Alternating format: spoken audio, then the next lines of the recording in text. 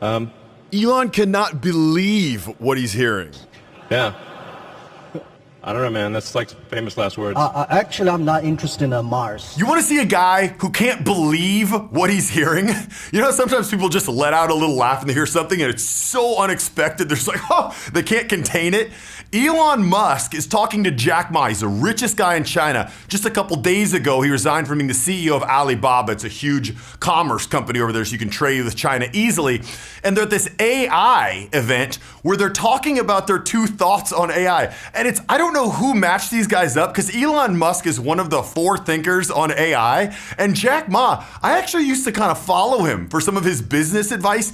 He literally, like, I hate to say this, I've lost a lot of respect for the dude, because what do smart people do? When they don't know something, they admit they don't know and they try to learn. They default to the person who has a better vantage point, better information, better experience, better knowledge. But Ma, in almost like kind of these little condescending ways, like makes these comments about Musk and like his thoughts on AI. They're hard to believe. So I want to break down socially what's going on between these two so you can understand what's going on, because there's a lot of funny stuff going on behind the scenes. So let's roll this footage and I'll come back on and we'll break down exactly what happened. I'm told that, does AI mean love? There's like a name, AI. It sort of sounds a bit like love. Yeah, AI. I hate the word AI called artificial intelligence. I call it Alibaba intelligence. What? Yeah. might end up being true. You know? All right, that's the first thing. You know this is heading in the wrong direction when the first thing he says is AI should have a new meaning. Alibaba's, Jack Ma's company, intelligence. So Elon's like, you can see his reaction. Watch his reaction here. And it's the first thing. He's like, okay, maybe this guy's like, because Jack Ma, he's got to be incredibly smart. He started, I think it is the biggest company in China right now, and he starts out with something like this. So watch Elon's reaction. This is the first time that he has to deal with Jack Ma's antics. The word AI called artificial intelligence. I call it Alibaba intelligence. Yeah. might end up being true. You never know. Doesn't even know what to say. I think generally people underestimate the capability of AI. You know, can a chimpanzee really understand humans? Not really. You know, probably it's much greater. So. I will tell you, Elon Musk is not the most clear with his words. Things are popping around his brain going every which way. So a lot of times he talks in weird anecdotes and correlations, and it is kind of hard to understand. That's an example of that right there. The biggest mistake that I see artificial intelligence researchers making is assuming that they're intelligent. Yeah, they're not compared to AI. And so a lot of them cannot imagine something. And towards the end of this video, I'm going to show you something really interesting. Elon makes this mistake consistently. I know a lot of people that have this mistake too. It's when you have a quirk that you consistently have. I'm going to teach you a real easy, quick way to address that and to kind of diffuse it so you come out looking better than if you just continue to make the mistake like Elon Musk does. I hope they're nice. I mean, I have obviously some... You know, I think in a situation where So one of the good things that Ma does is he does let Elon Musk talk. A lot of times when you have differing opinions with someone else, the tendency is to want to jump in, say how you disagree, ask probing questions, try to get clarity or to prove that you're right or show them that you're smart. But Ma does a good job of just sitting there and letting Musk talk. Because one of the things Musk does is he has long pauses in between his thoughts. So it's hard to tell if he's still going on a thought or if he wants someone else to talk. So Ma is very patient from that standpoint. Yeah, I'm always amazed by what your vision about the technology. I'm not a tech guy. Okay, now that is very important. That's the one thing that Ma said to give Elon Musk accolades, and that was very planned because he wanted to preface this whole thing because he knew he was going to basically come out and say everything that he thinks Elon Musk is wrong.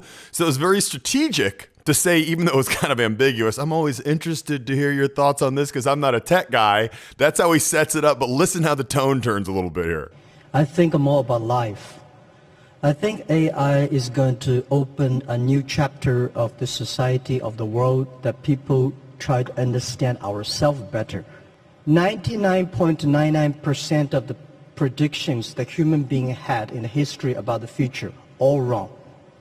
Including that one? Oh, yeah. Only, I like Elon Musk's cheer there. He's usually so serious. I like that lightheartedness. See, and what he did there is he says later in the interview, he corrects him. He's like, what? He's like 99.9% of human predictions are wrong. Like he doesn't agree with that. So I think this is a real nice way for him to kind of call him out, like call him out of the spot. Even that one's wrong. But look at the good cheer and the good mood that he's got about that. I think that's actually Elon Musk's nicest move in this thing. I wish he would do more of that in these very serious, dry conversations. In the history about the future, all wrong. Including that one? Oh yeah. Only, you know, the it's a genuine smile. 0.00% of the prediction are right. They're right because by accident. Look at him. He tries to stop himself there with the hand up, but then has to go. Watch. Right. They're right because by accident. Tries to. Yeah, but it's also true that 80% of statistics are false. Yeah. So my meaning is Cold that room. Come on, guys. That was a joke. And that was another good thing. So Elon Musk, a lot of times he's talking to these hardcore scientists, right? And they're there. Maybe they don't have the most developed sense of humor. A lot of times people who have like ridiculously high IQs just don't roll with humor as much because they're thinking about things so logically. But Elon told a joke. The crowd didn't react. He's like, come on, guys. That's a joke. Loosen up. Tough crowd, cold crowd, I think he says. I think that was a great thing too. Cold room. Come on, guys. That was a joke. And it's a nice, when you call something out like that too, it ups your social status because you're the authority telling them they're wrong for not laughing at that joke. That actually works in a normal situation. Like, let's say you're out with some people and they think they're a little bit cooler than you, and there's somebody else that's new, and it's kind of important for you to come across while you tell a joke, nobody laughs. You little crack like, geez, tough crowd here. And then right onto something else, it acknowledges the fact that you told a joke and didn't get a laugh. Because if you tell a joke and just don't get a laugh and don't say anything, you can kind of look like people just kind of go in their shell and they're embarrassed and they're shy and they wish they would have made that joke. You're verbally acknowledging it. So you're showing confidence to actually acknowledge that the joke fell flat, but then you're turning it, almost blaming them. Like, that was a good joke. You guys didn't even laugh. Geez, tough crowd here. You guys' heads are in the sky. Anyway, right on to something else. So that's actually there's a lot of layers to that and why that works. I thought that was very well played from Elon. College smartness. People like us, street smart, we're never scared of that. We think it's a great fun. And we're never scared of that. So he's saying, because he's street smart, not book smart, he's not scared of that. He's not scared of artificial intelligence. He doesn't even understand it. So for him to have the bravos and the bravado to say, we're not scared of that, that's ridiculous. That's like some third grader saying, I'm not scared of Mike Tyson. I'm quicker on the jungle gym than he is. It's like, dude, come on. You don't even understand that. That was the first time, and I was like, wow, this guy's really off his rocker. And to start off by saying he's not a technologist and he's not into technology, and then to have such strong opinions in the face of what the actual leaders in the movement are saying, I think it's ridiculous. I think you've probably heard of a guy named Ray Delano, I think it's pronounced. He was the CEO of Bridgewater, I think his biggest hedge fund ever. And he says, when you're factoring in opinions and thoughts, always defer to the person with the most experience in that exact thing and weight his thoughts more heavily. So if you're sitting in a meeting and there's three people and you got Jack Ma, who has some AI developments in his company. They actually just came out, his company developed a chip that's super advanced, but he himself doesn't know much about that. He's not involved in that. So he has a little interest, but not much involvement. You got Elon Musk, who's a forethinker in the movement, and say you got someone else who's just like taking notes. So any thought that Elon Musk has on it should carry 95% more weight than what Jack Ma does when they're making decisions. So if they were in the same room, I thought this was actually really important, and it's kind of good to take people's egos out of it, because what if you're in a meeting and there's a CEO and a line level employee who works on the line? So he's much lower in the hierarchy, but he's much more competent when discussing things about the line. So maybe the CEO has spent some time on the line, he knows how it works a little bit, versus the guy on the line. When you look at things that way and you say, okay, we're going to weight the opinion of the person that has more direct experience, and the CEO adheres to that methodology and that thinking, well, it's easier for him to be like, yeah, okay, I actually think this, but I see you're on the line and you have much better opinion and vantage point. What's going on? We're going to go with that. A lot of CEOs, even if they knew the line worker was right, it'd be hard for them to swallow their pride and be like, oh, I was wrong, they're right. But when you have this methodology laid out, it's easy to defer to it and just say, okay, doesn't matter who you are, doesn't matter if the president of the United States or a street sweeper. If we're talking about street sweeping, his arguments and his thoughts are going to be weighed higher. So I think that's just a strong component to understand in leadership. And unfortunately, Ma is definitely not exhibiting that in this instance. We want to change ourselves to embrace it. I don't know, man. That's like famous last words. I like that too. He's got on fire at the beginning of this interview. If you've seen his other interviews, a lot of times he's so stiff, and now he's getting in some jabs and hooks, some funny comments. What do you think about that? Actually, I'm not interested in Mars. I just came back from there, so. I don't get that joke. Clearly he's trying to make a joke, but he says, I'm not that interested. I just came back from Mars. Like, that would be funny if he was referring to like some crazy trip he took like to some country and it was just out of control. He's like, man, I felt like I was on Mars, but with no context. I truly don't even know if that's, I mean, I think it's a joke, but I have no idea what it means. It's definitely not funny to someone that doesn't know the inside or behind it. Maybe, and to give him as much credit as I can, maybe before the talk and they started recording, he was talking with the crowd and he was talking about some place he just came back from and it felt crazy. I don't think so, but that's the only way that joke would carry any weight. What do you think about that? Actually, I'm not interested in Mars. So for him also to say he's not interested in Mars, Elon Musk's life work is to get to Mars. He started some payment processing thing. He started PayPal. He started Tesla. He started all these things so he could have enough money to start SpaceX and populate Mars. It's like his life dream. That's like going up to LeBron James in an interview and saying, I'm not really that interested in the NBA. You know, I think there's more important things to be focused on. Even if you believe that, it shows terrible social skills to say something like that. Even if you wouldn't even want to couch something like that. If you really felt that way, you'd want to pose a question. So you want to be, why are you so interested in going to Mars? LeBron, why do you think the NBA is so important? And let them talk versus making any kind of statement like that. That's terrible form. I just came back and from you see his reaction. I mean, he's just like, whatever, dude. Came back from there, so. That's what's called a courtesy laugh. I'm more interested on the. He's not. Look at that face. Look how serious and unhappy and angry. Like he doesn't even want to be. I think that may be the point that he's like, why did I agree to talk to this guy? Look at that somber, angry face. There's the things, what's going on happening here. So just a faux head nod to feign agreement where clearly he doesn't agree with anything that he's saying. It's almost like a meditation to not say anything, just let him talk. Why you're so curious about the Mars? And I'm not that fan of the Mars because I think it's easy to go to the Mars when you go on the top of the hills or of the building. Just one step, you go to Mars. What? Look at Elon Musk's face there. He's like, can't even wrap his head around what these guys say. You go to the top of the building, you take one step and you're there. Okay, dude. You will never be able to come back. Yeah, so that's my view. That's not how it works, though. And also, look at that nervous twitch. Elon just rubbing his pant leg, rubbing his knee. He's like feeling so awkward. And also, I hate to go to. That's awkward. Shoulder comes up, body gets stiff. He just can't believe what he's hearing. My view is that by the artificial intelligence or AI, when human beings understand ourselves better, then we can improve the world better. Last 200 years, human beings tried. Do you see that? I actually think this is a good point. I think one of the things AI is going to do, not to make this a technology talk, but help us understand ourselves better because we don't understand anything about our brain, like really when you look into it or anything like that. So I agree with this with Musk, but then notice what he does after he makes his point. Intelligence or AI, when human beings understand ourselves better, then we can improve the world better. Last 200. See that? That's called a ping. So pinging, you're just checking the other person in the eyes to see what their response is. It means you care. Typically, a lot of pinging, think about it in your day-to-day life, a lot of pinging shows low social status because you're looking around to be sure that you're behaving in a socially accepted way, or the high status person. Like if you're backstage at a concert, notice everyone, they're trying to act like they're not looking at the big rock star, but everyone's constantly pinging off him to see what he's doing because he's setting the frame. He's setting the standard. Be sure he's not looking at you like you're a dummy.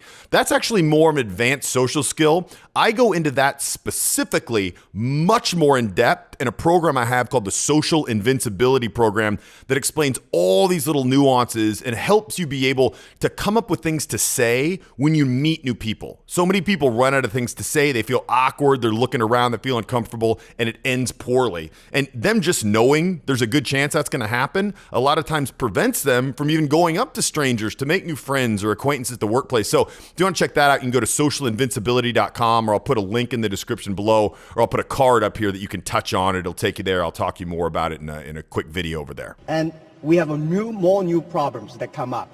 So that's my view about jobs. Don't worry about it. We will have jobs. Yeah. I think that... See, I don't think, okay, look at this. His little looking off makes people think that he's being sarcastic, like just saying like letting the crowd laugh like it was a big joke. And look at even Ma's reaction there. He's like a little bit of a sheepish smile, like he's getting made fun of. I don't think Musk is trying to make fun of him. I think Musk is trying to gather his thoughts. And here, I'm going to tell you the last point of the thing I was talking about earlier in the video, something he could do really easy to improve. But watch how this plays out first. You will have jobs. Yeah. Look how nervous he is with his hand. I think that, over time, AI will make jobs. Do you see? It looks like he's staring off to a man on Mars right now. He hasn't unfixed his gaze to the back of the room, and that's not where people are sitting. That's just like a blank spot on the wall. Kind of pointless. So what he could do, and he does this all the time, and he gets into this weird monotone delivery. Pointless. We better move fast. AI could be very bad. Sounds like famous last words. And that's just the way his brain works. And I'm not sure that he ever, I don't think a guy like this really wants to allocate that much time to becoming super socially smooth. If he did improve some simple things, he'd definitely get his point across easier. But all he needs to do, knowing he does this all the time, is the first time he finds himself doing this, just call it out to the crowd. Be like, listen, I know sometimes I stare off like a zombie when I'm trying to get my thoughts together. Just give me a minute when I do that.